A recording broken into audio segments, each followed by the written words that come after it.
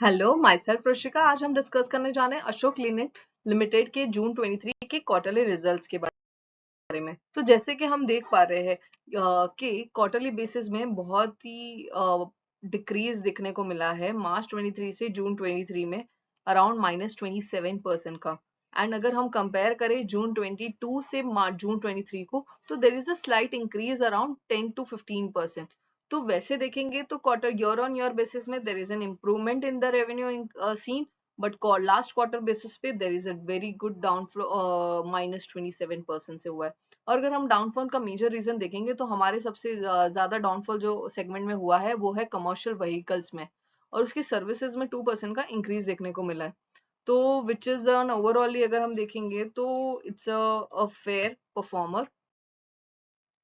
And अगर हम उसके प्रॉफिट्स की बात करेंगे तो net profit margin before exceptional item June March 23 में 9% था, जून 22 में 1% था, जून 23 में वो 7% हो गया। तो year on year there is an increase in the net profit before exceptional item by 6%, which is a good increase in the percentage of the profits. And quarterly basis में देखेंगे तो there is a slight change of around 2%. So revenue is increasing on year to year basis, but quarterly basis में बहुत ही reduction हुआ है, but net profit margin वही rates पे maintained है।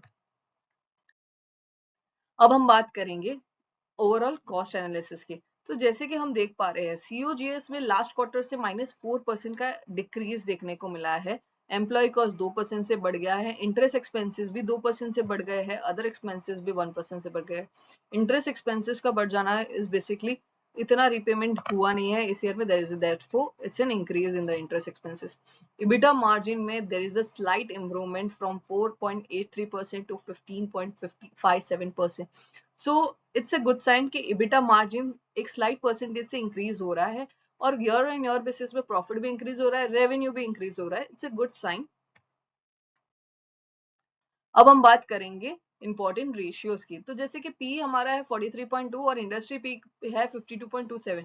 सो दिस शोज कि we are not overpriced and we are the company is not overpriced or overvalued, and there is a scope left for an increase in the prices in the future.